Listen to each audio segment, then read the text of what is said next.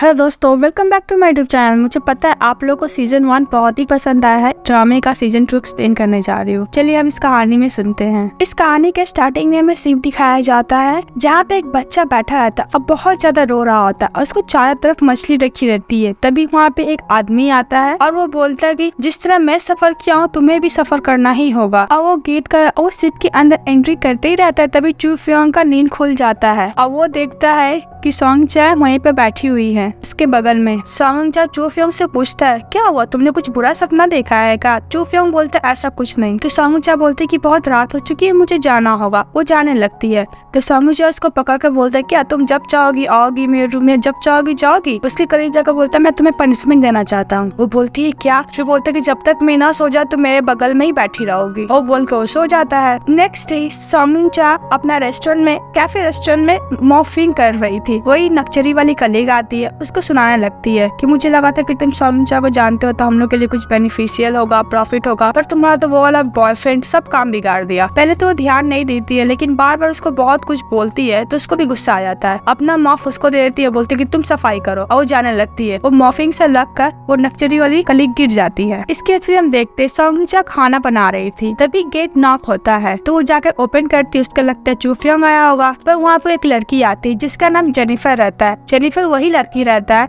जो चू फ्योंग की एक्स गर्लफ्रेंड उसको छोड़कर अब्रॉड चली गई थी। और वो आते ही घर के अंदर एंट्री कर जाती है और वो सोंग चा को मेड समझ लेती है। उस लगेज अंदर लाने के लिए बोलती है। सोंग चा से पूछना चाहती थी कि तुम कौन हो, पर बोलती कि तुम्हें जाने का जरूरत नहीं है, अब मुझे भूख लगा है, प्लीज मेरे लिए कुछ बना दो। तभी वहाँ पे चू फ्योंग आता है, बोलता है सोंग चा मैं तुम्हें बोला हूँ ना कि गेट खोला मत छोड़ो। चू फ्योंग ये भी बोलता है कि तुम्हें पता नहीं कितना डेंजरस हो सकता है। तभी वहाँ पे जेनिफर आती है, उससे लिपट जाती है। वो कितना कोशिश करता है उसको हटाने के लिए पर वो तो चिपकी जा रही थी और बोलती है तुम्हें पता मैंने तुम्हें कितना मिस किया, मैं तुम्हें कितना याद करती थी, मैं तुमसे कितना प्यार करती हूँ। वो बेचारा चू फ्योंग उसको तो हटाया ही जा रहा था। जेनिफर सोंग चा से बोलती कि तुमने खाना बना लिया, चलो हम लोग खाना खाते हैं और हम लोग के लिए तुम खाना लगाओ। अपने हस्बैंड को दूसरी लड़की के इतना करीब देखकर तो जेलस होगी और कोई भी जेलस होगा अपने हस्बैंड ने किसी और के साथ देखने के बाद। वो वहाँ से चली जाती है। चू फ्योंग उसको बहुत रोकने की कोशिश करता है पर जेनिफर तो उसको छोड़ती ही नहीं है। ये सब देखने के बाद जेनिफर बहुत मुस्कुरा रही होती है। जब सोंग चा गुस्से से बाहर निकलती है और वो चू फ्योंग को बहुत बुरा भला बोल रही होती है, तभी उसकी मम्मी का फोन आता है और बोलता है बेटा जल्दी आओ वरना तुम्हारी मम्मी मर जाएगी। तो सोंग चा बोलते ठीक है मैं आ रही हूँ। इधर चू फ्योंग बोलता है जेनिफर से कि तुमको बिना परमिशन है किसी घर के अंदर ऐसे एंट्री नहीं लेना चाहिए। तो जेनिफर बोलती तुम्हें पता है मैं प्लेन से डायरेक्टली लैंड होने के बाद तुमसे मिलने के लिए आई हूँ। तो चू फ्योंग बोलता है हम लोग को ऑलरेडी सब कुछ खत्म हो चुका है। तो जेनिफर बोलता है नहीं मैं तो तुमसे अभी भी प्यार करती हूँ और जाते जाते अपना होटल का कार्ड दे देती है जिस होटल में वो स्टे की हुई है और बोलती है कि मेरा लगेज तुम भिजवा देना उसी होटल में। इधर सोंग चा अपने माँ से मिलने के लिए आई होती है। उसकी माँ बोलती है कि मेरी एक फ्रेंड है जिसने मुझे बताया था कि स्टॉक पे पैसा लगाने से डबल हो जाते हैं, तो मैंने वहीं पे पैसा इन्वेस्ट किया और सारा पैसा डूब गया। मेरे पास इतने तक पैसे नहीं है कि तुम्हें तुम्हारा भाई का हॉस्पिटल का भी पेमेंट करो, ना इस घर का रेंट दे पाऊंगी, प्लीज तुम चू फ्योंग से बोलकर कुछ पैसे लेकर आओ ना। जिस पर सोंग चा पे बहुत ज्यादा गुस्सा करती है, आप ऐसा कैसे कर सकती, मेरे भाई का पेमेंट भी आप पूरा डुबा दी।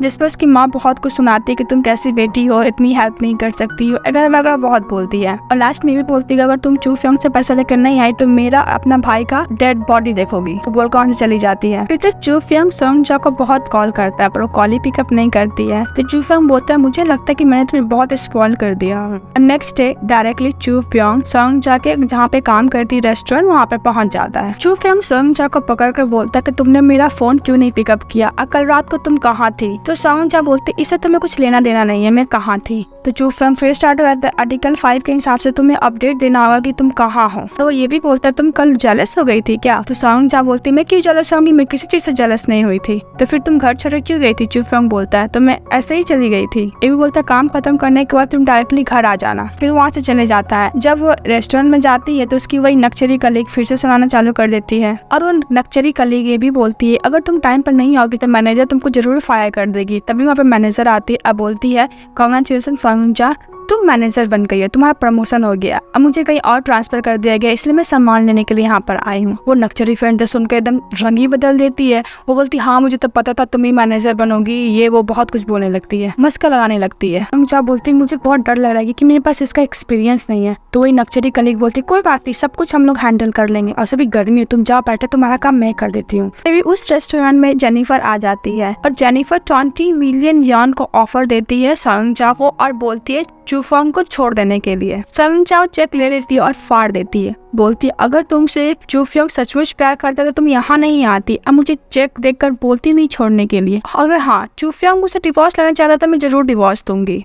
और बोलती तुम्हारी बात खत्म हो गई और जेनिफर तुम यहाँ से जा सकती हो। जेनिफर स्माइल करती उठती है और बोलती है मुझे पता नहीं था तो तुम इतनी बड़ी लॉस बियर करोगी, वैसे भी तुम अपने हस्बैंड को भी खो दी और पैसे को भी खो दी। और बोल वहाँ से चली जाती है। तभी वहाँ पे नक्चरी फ्रेंड आती है, बोलती तुमने 20 मिलियन यॉन खो दिए। तो सॉन्गचा बोलती तुम्हारे लिए तो पैसा ही सिर्फ इम्पोर्टेंट है। फिर रात में वो खाना बना रही थी सॉन्गचा, तो सोच रही थी कि मैंने कल बहुत बुरा बोला चूफोंग को, मुझे उससे माफी मांगना चाहिए था। और तभी वहाँ पे चूफोंग आ जाता है, अपना उसका हाथ मांगता है। जब अपना हाथ देती है तो वैसलेट देता है डायमंड वाला, तो उसके लिए थैंक यू बोलती है। और बोलती तुम कल जो रो रही थी ना, बहुत ही भद्दी दिख रही थी, इसको थैंक यू बोलती है। तो बोलती तुम बस थैंक यू से काम चला लोगी। तो पूछते तुम्हें क्या चाहिए, तो उसको कुछ ज्यादा ही क्लोज कर लेता है। उसको क्लोज लाकर बोलता है कि मैं तुम्हारे साथ शावर लेना चाहता हूँ। तो सॉन्गचा मना करती है तुम ये क्या बोल रहे हो। तो चूफोंग बोलता है आर्टिकल 15 के हिसाब से हर हफ्ते में एक बार हस्बैंड वाइफ के संग शावर ले सकता है। फिर चूफोंग बाथ टब में शावर ले रहा था, तो वहाँ पे सॉन्गचा आती है, बोलती कि मैं तुम्हारा बॉडी को वाइप कर देती हूँ। वो करने लगती है। वो बोलती है कि तुम्हें फिश क्यों नहीं पसंद है। तो चूफोंग बोलता है किसी को पसंद ना पसंद करने के लिए कोई रीजन नहीं होता है। सॉन्गचा बोलती है कि तुम्हारे पास ये कोई रीजन नहीं है मुझे लाइक करने के लिए। फिर उसका हाथ पकड़ लेता है। तो सॉन्गचा पूछते तुम क्या कर रहे हो। चूफोंग बोलता कल तुम जो मेरे साथ ट्रीट किए इसकी वजह से मुझे बहुत गुस्सा आ रहा है। सॉन्गचा बोलते तुम्हें किसने कहा था कि तुम किसी और लड़की को हक कर लो। तभी चूफोंग बाथ टब से खड़ा होता है, तो जल्दी से फेस टर्न कर खड़ी हो जाती है। तो चूफोंग बोलता है तुम्हें अगर इतना ही फर्क है कि दूसरी लड़की को मैं हक कर रहा हूँ तो तुम भी ट्राई कर सकती हो।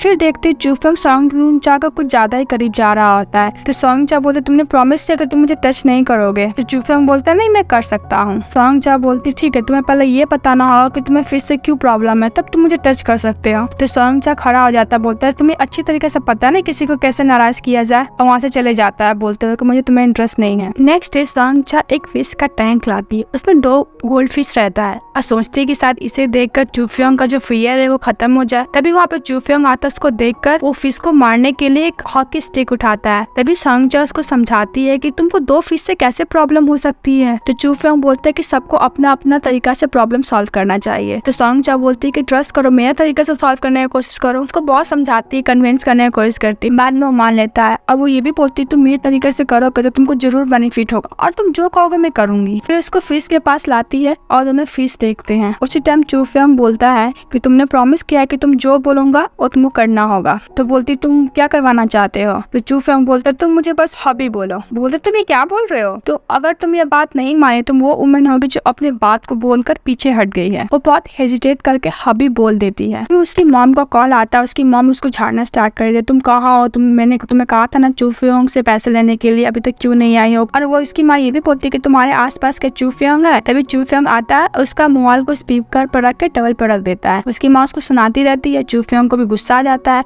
उसको कुछ बोलने जा ही रहा था सॉन्गचा की माँ को। तो सॉन्गचा बोलती प्लीज कुछ मत बोलो, ये प्रॉब्लम को मैं अपनी तरीके से हैंडल कर लूंगी। सॉन्गचा बोलती मैं घर आ रही हूँ। इस बात पे चूफोंग गुस्सा वहाँ से चले जाता है। फिर सॉन्गचा अपनी माँ के घर जाती है। तो सॉन्गचा की मॉम को बोलती तुम पैसा लेके क्यों नहीं आई हो, तुम इतनी बड़े बिजनेसमैन की वाइफ हो, तुम्हारे पास पैसे क्यों नहीं है, तुम मांगती क्यों नहीं हो पैसे। फिर सॉन्गचा बोलती मॉम आप हमेशा पैसे के बारे में क्यों बात करती है। तो उसकी माँ बोलती तुम्हें थोड़ा भी फर्क नहीं पड़ता है ना, तुम्हारा भाई का हॉस्पिटल भी पे नहीं हुआ है, अगर कुछ हो जाएगा तो क्या होगा। तो सॉन्गचा बोलती माँ आपने जो हाउस खरीदा है ना मैं उसको बेच दूंगी, उससे भी तो पैसे आ सकते हैं ना। जिस पर उसकी माँ गुस्सा हो जाती, जोरदार एक चाटा लगा देती है। अब बोलती तुम्हें किसने बोला मेरे घर पर टच करने के लिए, अगर तुम पैसा लेकर नहीं आए तो तुम भूल जाना कि तुम्हारी कोई माँ और भाई भी है। अच्छा एक प्लेस पर बैठ के बहुत रो रही होती है। इसके बाद हम देखते हैं चूफोंग अपना लैपटॉप पे कुछ काम कर रहा होता है। तब उसके पास सॉन्गचा आती है। तो चूफोंग बोलता तुम्हें कुछ चाहिए क्या। तो सॉन्गचा बोलती हाँ मुझे 10,000 यॉन चाहिए। जब चूफोंग उसकी तरफ घूमता है तो वो अपना फेस कवर कर लेती है। तो उसको जबरदस्ती टान के अपने लैप पे सुलाता है, जिसकी वजह से वो फेस देख पाए। वो देखता है कि उसको किसी ने चाटा मारा है। तो सॉन्गचा बोलती कि तुम प्लीज टेंशन मत लो, मैं प्रॉब्लम प्रॉब्लम अपने तरीके से हैंडल कर लूंगी। तो चूफियोंग बोलते हैं मेरे को बिल्कुल पसंद नहीं, जो चीज मेरा है कोई और हर्ट करे। नेक्स्ट मॉर्निंग में सोंगचा वो 10,000 युआन लेके अपनी मम्मी को देने के लिए जाती है कि मॉम बहुत ज्यादा इस पर गुस्सा कर रही थी, मैंने तुम्हें कहा था 20 मिलियन युआन लाने के लिए, तुम बस 10,000 युआन ही लेकर आई हो। तो सोंगचा बोलती मॉम ये पैसा काफी है ब्रदर के ट्रीटमेंट के लिए। मॉम बोलती तुम मेरी क्या मुझे भिखारी समझ कर रखी हो। और सोंगचा ये भी बोलती कि माँ आपको हाउस बेच देना चाहिए, उससे काफी पैसे मिलेंगे। उसकी माँ बोलती फिर तुम मुझे घर बेचने के बारे में बात कर रही हो, जब तुम अपनी माँ मर गई थी तभी तुमको उसके साथ मर जाना चाहिए था। तो सोंगचा बोलती है मॉम अभी क्या बोल रहे हो। तो इसकी माँ बोलती है हाँ मैं सही बोल रही हूँ, तुम मेरी रियल डॉटर नहीं है, तुम मेरी स्टेप डॉटर हो। यह सुनकर तो सोंगचा का दिल ही टूट जाता है। और उसकी माँ ये भी बोलती अगर तुम मेरी बेटी होती तो मेरे साथ ऐसा कुछ नहीं करती। और उसको मारने के लिए जा ही रही थी, तभी वहाँ पे चूफियोंग आ जाता है। तभी सोंगचा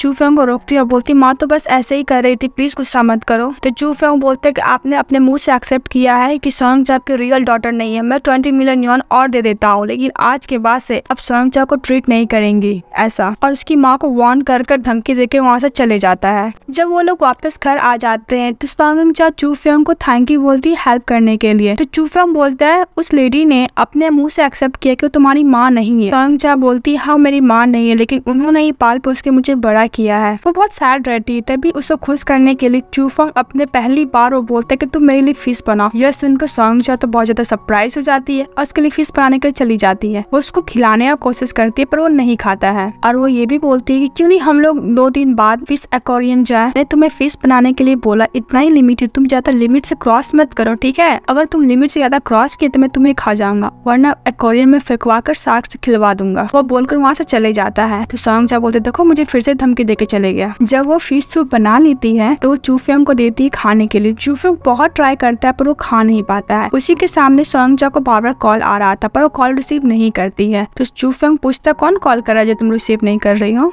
चूफियोंग बोलता मैं खाना खा लिया। तो सोंगचा बोलती तुम खाना कब खाए। तो चूफियोंग बोलता है तुम जब मोबाइल में बिजी थी तब मैंने खाना खा लिया, और वहाँ से चले जाता है। तो सोंगचा बोलते तो वापस आओ, तुमने तो सही से खाना नहीं खाया। नेक्स्ट डे सोंगचा अपने रेस्टोरेंट में बैठी रहती है तो उसकी वही नक्चरी फ्रेंड मस्का लगा रही होती है। तभी वहाँ पे मिस्टर सैन आते हैं। तो सोंगचा बोलते कि आपने जो रिस्पॉन्सिबिलिटी दिया मैं कोशिश करूंगी कि अच्छे से फुलफिल करूँ।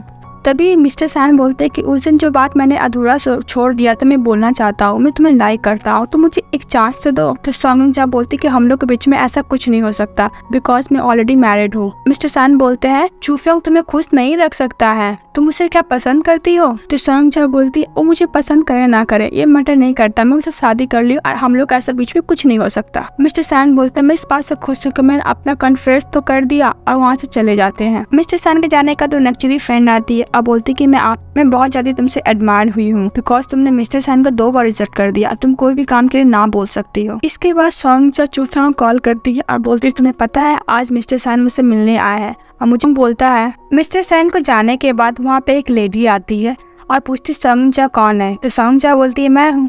उसको मारने लगती है और बोलती तुम्हारी हिम्मत कैसी मेरे हस्बैंड को सेड्यूस करने की। वो सोंगचा को मारने लगती है। फिर वहाँ पे मिस्टर सैन आते हैं, उन दोनों को अलग करते हैं। वो लेडी बोलती कि तुम इसके लिए मुझे छोड़ रहे हो, मुझे डिवोर्स दे रहे हो। तब हमें पता चलता है कि मिस्टर सैन ऑलरेडी शादीशुदा है और उनकी वाइफ। तो सोंगचा मिस्टर सैन को बोलती है आप मैरिड हैं। तो मिस्टर सैन बोलते हैं तुम यहाँ पे क्या कर रही हो, तुम किस बात पे इतना गुस्सा हो रही हो, मैं ऑलरेडी तुम्हें डिवोर्स दे रहा हूँ। तो मिस्टर सैन की वाइफ बोलती है मैं तुम्हें डिवोर्स नहीं देने वाली, तुम इस लड़की का हर दिन सपना देखो पर मैं तुम्हें डिवोर्स नहीं देने वाली। इसी तरह मिस्टर सैन अपनी वाइफ को लेकर वहाँ से जाते हैं। जब सोंगचा बैठी रहती है तो एक नक्चरी कलीग उसको बोलती है किसी को भी शादीशुदा हस्बैंड पे डोरे नहीं डालने चाहिए, मतलब वो अपना लेक्चर दे ही रही थी। जब उनकी वाइफ मिलती है तो यही सब चीज होता है। ये बात सुनकर सोंगचा भी गुस्सा आता है, वो भी अच्छे तरीके से उसको जवाब देती है। वो बोलती है रूल के हिसाब से तुम एक एम्प्लॉय हो पर तुम काम बहुत ही कम करती हो और बातें ज्यादा करती हो, इसलिए मैं तुम्हें इंटर्न बनाती हूँ और 3 महीने तक तुम्हारा काम देखती हूँ। अगर तुम काम सही से की तो रहोगी और नहीं करोगी तो तुम्हें मैं फायर कर दूंगी। यह सुनकर नक्चरी कलीग गुस्से से चली जाती है। इसके बाद मिस्टर सैंग सोंगचा से मिलने के लिए आते हैं। तो सोंगचा बोलती है मिस्टर सैंग हम दोनों का जो रिलेशनशिप है उसे क्लियर कर देना चाहिए। तो मिस्टर सैन बोलती है मेरी ये शादी एक बिजनेस डील है, हम लोग शादी से पहले डिसाइड किए थे कि 2 साल बाद हम लोग डिवोर्स कर लेंगे, पर मेरी वाइफ का मेंटली कुछ प्रॉब्लम हो गया जिसकी वजह से उसको हैंडल करना बहुत मुश्किल हो रहा है, पर मैं उससे डिवोर्स ले लूंगा और हाँ, मुझे तुम्हारे साथ रहना बहुत पसंद है। तो सोंगचा उसे अपने आप से दूर करती है। उन लोग की बात कोई नक्चरी जो कलीग थी किसी को बता रही थी। मिस्टर सैंग ये बोलता है मैं क्लियर कर देता हूँ, मैं तुम्हारे साथ ही रहूंगा। तभी वहाँ पे चू फेंग आ जाता है और तो मिस्टर सैंग चू फेंग को बोलता है अच्छा हो तुम आ गए, मैं तुम्हें क्लियर कर देना चाहता हूँ कि मैं सोंगचा के साथ रहना चाहता हूँ और तुम ये जो बेकार की शादी है उसे जल्दी से जल्दी खत्म कर लो। चू फेंग बोलता है तुम मेरी वुमन को मुझसे चुराना चाहते हो, इसकी वजह से मुझे और अपनी वुमन में इंटरेस्ट ज्यादा होने लगा है। जब वो लोग घर जाते हैं तो सोंगचा बोलती मैं तुम्हें क्लियर बता देती ऐसा कुछ नहीं, एक एक्सीडेंट है। चू फेंग बोलते मुझे लगता था कि तुम जल्दी जाती हो घर से, लेट नाइट आती हो, तो मुझे लगता है तुम काम करती हो, पर मुझे पता नहीं था तुम मैन को सेड्यूस करने जाती हो और वैसे भी तुम अपने एक्स लवर के यहाँ पे काम करती हो, तो मैं कैसे मान लूं कि एक्सीडेंट है।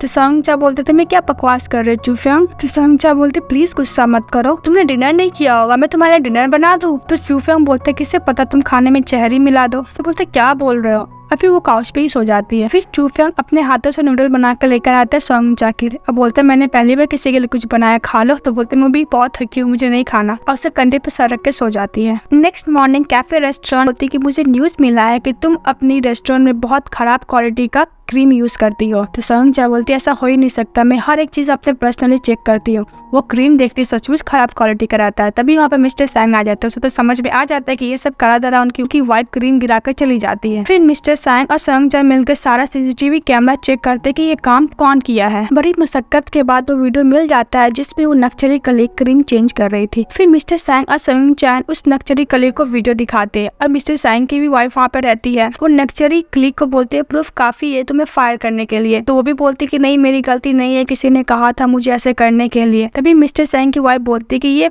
वीडियो से तुम कुछ प्रूफ नहीं कर सकते हो, अगर तुम चाहते हो तो पुलिस कॉल कर लो। तभी नक्चरी कलीग बोलती कि पुलिस से क्या जरूरत है, हम लोग तो खुद ही सॉर्ट आउट कर सकते हैं। जिससे मिस्टर सैंग की वाइफ उसको बोलकर मुंह चुप करा देती। जो मिस्टर सैंग की वाइफ होती है वो मुझे साथ रहेंगे, प्लीज मुझे डिवोर्स मत दो। तो मिस्टर सैंग बोलते मैं तुम्हें बहुत बर्दाश्त कर चुका, अब मैं तुम्हें बर्दाश्त बिल्कुल नहीं करूंगा। तो मिस्टर सैंग की वाइफ गुस्सा हो जाती है, वो सोंगचा के पास जाती है। तो मिस्टर सैंग किसी तरह बचाते हैं सोंगचा को अपनी वाइफ से। मिस्टर सैंग की वाइफ सारा ब्लेम सोंगचा पे डाल देती है, तुम्हारी वजह से मेरी फैमिली डिस्ट्रॉय होगी, तुम्हारी वजह से उन्होंने मुझे डिवोर्स देगा, तुम्हारी वजह से सब कुछ बर्बाद हो गया। और वो जाते जाते वार्न करके जाती है कि मैं तुम्हें छोड़ूंगी नहीं। फिर नक्चरी कलीग तुरंत दम पलट जाती है, बोलती मैं आपके साइड हूँ, अब जो बोलेंगे वही करूंगी। फिर मिस्टर सैंग घूर कर उसको गुस्से से देखते हैं तो चुप हो जाती है। सोंगचा उसे बोलते कि तुम एक इंसान के हिसाब से काम करे, तुम चाहो तो कभी भी मैं तुम्हें फायर कर सकती हूँ। वो बोलती कि आप लोग बातें कीजिए, वहाँ से चली जाती है। जाने के बाद मिस्टर सैंग सोंगचा को टच करने की कोशिश करते पर वो साइड हो जाती है। तो सॉन्ग अपना रेस्टोरेंट साफ कर रही थी, मॉपिंग कर रही थी। तभी वहाँ पर मिस्टर सैंग आते बोलते तुम काफी थक चुकी हो, मैं तुम्हारा हेल्प कर सकती हूँ। मना करती, फिर वो जबरदस्ती करने की कोशिश करते, हाँ ठीक है मैं कर देता हूँ ना साफ। उन लोग को बीच में कोई फोटो क्लिक कर रहा था, वो जेनिफर के पास भेजता है। फिर जेनिफर वो फोटो चू फेंग के पास भेज देती है और सोंगचा के बारे में बहुत कुछ बोलती है कि देखो कोई भी लड़के को सेड्यूस कर सकती है, ऐसा कुछ बहुत कुछ बोलती है। चू फेंग तो ऑलरेडी चला भुना था और वो जल जाता है। तभी वहाँ पे सोंगचा आ जाता है। सोंगचा मिस्टर के बीच में बहस होता है, इसके बाद चू फेंग सोंगचा को लेकर बाहर आ जाता है। जब वो लोग जाते रहते हैं तो चू फेंग सोंगचा से पूछता है तुम क्या अभी भी मिस्टर सैंग को लाइक करती हो। तो सोंगचा बोलती नहीं अब मैं नहीं करती, वैसे भी मुझे तुम्हारे साथ तो शादी हो गया है ना, इसलिए मैं तुम्हारे साथ लॉयल रहूंगी, ट्रस्ट करो। चू फेंग बोलता है कि तुम मेरी वाइफ हो, इसलिए मेरे पास राइट है कि मैं कुछ भी तुम्हारे साथ कर सकता हूँ। तो सोंगचा बोलती है हाँ मैं तुम्हारी वाइफ हूँ, पर तुम्हारे पास कोई भी राइट नहीं कि तुम मेरी लाइफ को कंट्रोल करो। और वो बोलकर वहाँ से चली जाती है। नेक्स्ट मॉर्निंग में सोंगचा जा रही होती है, तभी यहाँ पर चू फेंग आ जाता है। बोलते तुम कहाँ जा रही हो। तो बोले मैं अपने काम पे जा रही हूँ। तो बोलते कि तुमने मेरे लिए ब्रेकफास्ट नहीं बनाया। तू जाने लगती है इग्नोर करके। फिर बोलते कि तुमने मुझे ब्रेकफास्ट नहीं बनाया। फिर वो वापस आती, अपना पर्स उसके कंधे पर टांग देती है, बनाने के लिए चली जाती है और फिश वाला खाना बनाती है। तो चू फेंग बोलता है कि तुम्हें पता नहीं कि मुझे फिश नहीं पसंद है,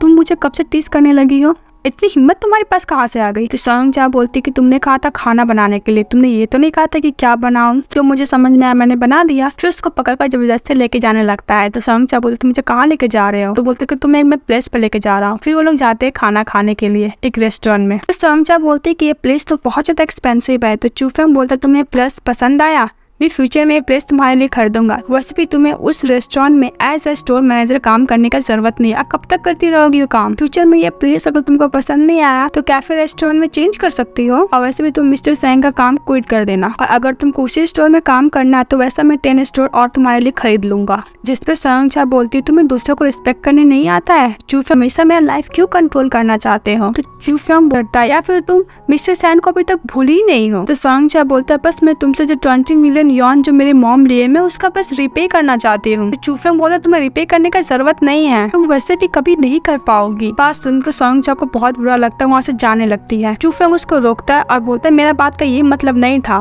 तो सोंगचा बोलती क्या मतलब था, अब मैं तुमसे जब भी पैसे लूंगी मैं उसको जरूर रिपे करूंगी। वहाँ से चली जाती है और इधर में पता चलता है कि चूफेंग उसके लिए रिंग लेकर आया था देने के लिए। ये सब होने के बाद सोंगचा अपना वही कैफे वाला रेस्टोरेंट में जाती है जहाँ पे मिस्टर सैंग ऑलरेडी वहाँ पे थे। वो रोती रहती है तो मिस्टर सैंग से पूछे तुम रो क्यों रही हो, बीमार है, कुछ प्रॉब्लम है। तो सोंगचा बोलती कि हम लोग को अब डिस्टेंस रखना होगा, हम दोनों नॉर्मल सा फ्रेंड रहेंगे, अगर आप ऐसा कुछ नहीं कर सकते तो मैं आपका जॉब छोड़कर चली जाऊंगी। और बोलती कि मुझे काम पे जाना चाहिए, वहाँ से चली जाती है। अब मिस्टर सैंग कॉल कर चूफेंग को मिलने के लिए बुलाते हैं। मिस्टर सैंग चूफेंग को रेस्टोरेंट में बहुत कुछ बोलते, तुम्हारी वजह से सोंगचा खुश नहीं रहती है, सारा प्रॉब्लम की जड़ तुम, उसको बहुत कुछ सुनाते हैं। यह सुनने के बाद चूफेंग को भी लगने लगता है कि सचमुच उसकी वजह से ही उदास रहती है, हर्ट रहती है।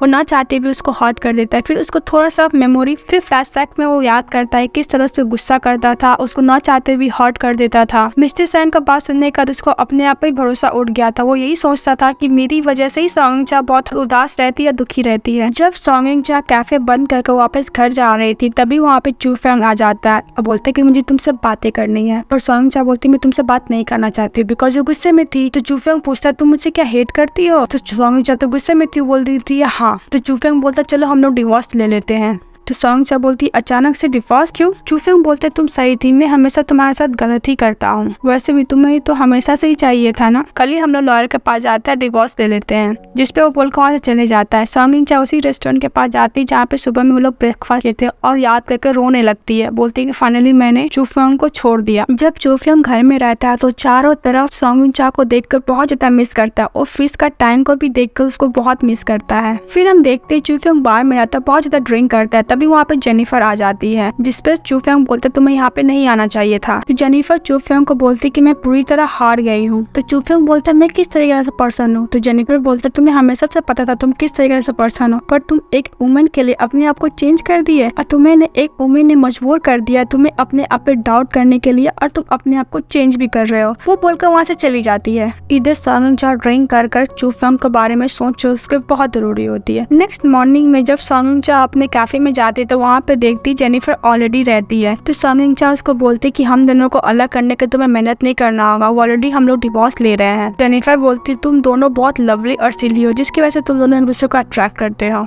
अब मैं तुमसे मिलना चाहते थे, को शादी क्यों कराया, क्या रीजन है। जिसपे चू के डैड बोलते तुम्हें याद है मिस्टर सॉन्ग। चूफेंग से बोलते हैं। चूफेंग बोलते उनका तो डेट तभी हो गया था जब मैं छोटा था। जिसपे चू के डैड बोलते कि सोंगचा उन्हीं की बेटी है। जिसपे चूफेंग बोलता ये पॉसिबल नहीं हो सकता है। जिसपे चू के डैड 20 साल पहले वाला बात उसको बताते हैं। वो बोलते कि दो कंपनी में कम्पीट होता, एक तो मेरा कंपनी था, एक मिस्टर जिंग का था। उस टाइम कुछ इकोनॉमिकल क्राइसिस हुआ था जिसकी वजह से सभी कंपनी बैंकक्रप्ट हो गई थी, जिसमें से मिस्टर जिंग का भी उसका कंपनी था। पर इस सब चीज का जिम्मेदार वो मुझे समझते थे, इसलिए उन्होंने तुम्हें किडनैप कर लिया जब तुम बहुत ही ज्यादा छोटे थे, जिसकी वजह से मैंने पुलिस को इन्फॉर्म नहीं कर दिया था और उसे पैसे देने के लिए मैं गया भी था। फिर हमें फ्लैशबैक में दिखाया जाता है कि वो चू के डैड उसको पैसा दे रहे थे मिस्टर जिंग को। चू के डैड मिस्टर जिंग को ये भी समझाने की कोशिश करते कि ये सब जो चीज हुआ उसमें मैं इन्वॉल्व नहीं हूँ। तो मिस्टर जिंग बोलते तुम्हें क्या लगता है मैं ये सब पैसे के लिए किया हूँ, जो मेरे फैमिली ने इतना सफर और प्रॉब्लम हुआ उनके लाइफ में, मैं उनका बदला लेना चाहता हूँ। तुम भी अपने आप को खोकर पता चलोगे कि खोना कैसा होता है। वो चूफेंग को मारने ही जाता तभी मिस्टर सॉन्ग आते हैं, चूफेंग को बचा लेते हैं। इसी चक्कर में वो बहुत ज्यादा घायल हो जाते हैं। फिर चू के डैड मिस्टर जिंग को अच्छी खासी धुलाई लगाते हैं। इसके बाद जब मिस्टर सॉन्ग के पास आते तो उन्हें पता चलता है कि उनका तो डेथ हो गया है। फिर हमें प्रेजेंट में दिखाया जाता है और मिस्टर सॉन्ग का लास्ट यही विश था कि उनकी एक्स वाइफ और उनकी डॉटर को ख्याल रखने के लिए, पर उनकी एक्स वाइफ का कुछ ज्यादा तबीयत खराब हो गया जिसकी वजह से उनका मौत हो गया। उनकी जो बेटी मैंने उसे खरीद लिया 20 मिलियन यॉन में और तुम्हारे साथ शादी करा दिया, क्योंकि उनको पता था कि सोंगचा बहुत अच्छी लड़की, सब कैरेक्टर बहुत ही अच्छा है। ये भी बताते कि मिस्टर जिंग जो है वो आजाद हो चुका है, वो चू फैमिली से जरूर बदला लेने का पूरा कोशिश करेगा, इसलिए हम लोग को चौकन्ना रहना होगा। जब सोंगचा अपना काम खत्म करके घर जा रही होती है तभी वहाँ पर चू की सिस्टर आ जाती है, उससे फिर बहसबाजी करने लगती है, सुनाने लगती है। सोंगचा उसे इग्नोर करके जाती रहती है। सॉन्गजा को ये भी लगता है कोई इस पे नजर रख रहा है, कोई इसका पीछा कर रहा है, पर वो चू की सिस्टर कुछ नहीं बताती। चू की सिस्टर तो अपने ही धुन में बोली जा रही थी। तभी वहाँ पर मिस्टर जिंग आ जाते हैं और बोलते हैं कि तुम चू फैमिली की मेंबर हो ना, जिसपे चू की सिस्टर एकदम सामने से आ जाती है, बोलती हाँ मैं ही हूँ, और उसको पकड़ कर लेके जाने लगती है। पर सॉन्गजा उसको बहुत रोकने की कोशिश करती है, जिसके चक्कर में चू की सिस्टर वहाँ से भाग जाती है, पर सॉन्गजा वहीं पे रह जाती है। तो मिस्टर जिंग बोलते तुम तो डॉटर इन लॉ है ना चू फैमिली की, चलो मैं तुम्हें किडनैप कर लेता हूँ, और उसको किडनैप कर लेता है। चू की सिस्टर अपने डैड को कॉल करके बोलती डैड प्लीज मेरी हेल्प की, एक आदमी ने सॉन्गजा को किडनैप कर लिया है, वो अपने एड्रेस बताती है। इधर चू फैंग बोलते है कि मुझे पता है कि वो लोग कहाँ गए हैं, क्योंकि मैंने सॉन्गजा के फोन में ट्रैकिंग डिवाइस लगा दिया है। हमें शिप का सीन दिखाया जाता है जहाँ पे वो सॉन्गजा को रखा हुआ था, तो वहीं पर चू फैंग आ जाता है। वो चारों तरफ फिश देखकर बहुत ज्यादा घबरा जाता है, अपने आप को काम डाउन करता है, जिसपे सॉन्गजा बोलते तुम यहाँ पे कैसे आ गए। तो चू फैंग बोलता है आर्टिकल 25 के हिसाब से हस्बैंड अपने वाइफ को मोबाइल में ट्रैकिंग डिवाइस लगा सकता है। और जब उसका रस्सी खोल रहा था तो पीछे से वही मिस्टर जिंग आकर उसको मार देते हैं और बोलते हैं कि तुम तो खुद ही अपने आप आकर इस ट्रैप में फंस गए हो, और उसको दोबारा मारने के लिए जाते हैं। तो सॉन्गजा उसको पूरा कोशिश करती है रोकने के लिए, जिसके चक्कर में सॉन्गजा नीचे गिर जाती है। तो मिस्टर जिंग बोलते तुम उसे इतना बचाने के लिए क्यों इतना मेहनत कर रही हो। तो सॉन्गजा बोलती ओ मेरे पति हैं। तो मिस्टर जिंग बोलते ओ अच्छा है, मैं तुम्हें एक साथ मारूंगा कि तुम दोनों का प्यार अलग ना हो। जैसे वो सॉन्गजा को मारने के लिए उठता है, जैसे वो सॉन्गजा को मारने की कोशिश करता है, चू फैंग आता है पीछे से तेज मार देता है, जिसकी वजह से मिस्टर जिंग वहाँ पे बेहोश हो जाते हैं। सॉन्गजा ये भी देखती कि चू फैंग का डेरा है और उसको बहुत डांटने लगती तुम अकेले मुझे बचाने के लिए इतने खतरे में क्यों आ गया। जब वो नीचे गिरने लगता है तो चू फैंग बोलता है सॉन्गजा से मुझे माफ कर दो, मैं तुम्हें प्रोटेक्ट नहीं कर पाया, और मिस्टर सैंग ने सही बोला था कि मैं तुम जैसे लड़की को डिजर्व नहीं करता हूँ। सॉन्गजा बोलते प्लीज चुप रहो, ज्यादा कुछ मत बोलो, तुम्हारा सर से ऑलरेडी ब्लड निकल रहा है। और लास्ट में हमारी हीरोइन अपने हीरो को लव कन्फेस कर देती है, मैं तुम्हें पसंद करती हूँ। जिसके बाद चू फैंग बोलते हैं मुझे माफ कर दो, मुझे बहुत थकान हो रही, मुझे सोना है। फिर इसके बाद हम देखते हैं वही रेस्टोरेंट को दिखाया जाता है जहाँ पे वो दोनों ब्रेकफास्ट किए थे। वहाँ पे सॉन्गजा बैठी रहती है और वो ब्रेसलेट को देखकर चू फैंग के बारे में सोचती रहती है। फिर वो हॉस्पिटल में जाती है जहाँ पे चू फैंग रहता है, बोलता है तुम कब उठोगे, कितनी देर हो गई, जल्दी उठो, मैं बहुत ही ज्यादा मिस कर रही हूँ। फिर चू फैंग उठता है, बोलता है तुम इतना शोर क्यों करो, इसको मैं सो भी नहीं सकता। ये देखकर सॉन्गजा बहुत खुश होती है, बोलती है मैं डॉक्टर को लेकर आती हूँ। तो चू फैंग बोलता है मैं किसी और को नहीं, बस तुम्हें देखना चाहता हूँ। फिर वो बोलता है उसके साथ उस बेड पे सोने के लिए। वो बेड पर उसके साथ सोती है, फिर उसका हाथ मांगता है तो वो अपने हाथ देती है। चू फैंग रिंग निकालता है, पूछा तुम मुझसे क्या दोबारा शादी करोगी, तो वो बोल देती है हाँ। इसी के साथ ये ड्रामा हैप्पी एंडिंग के साथ खत्म हो जाता है। Thank you so much. ये ड्रामा का लास्ट सीजन भी खत्म हो जाता है। बाय बाय, एंड चैनल को लाइक एंड सब्सक्राइब तो जरूर कीजिएगा।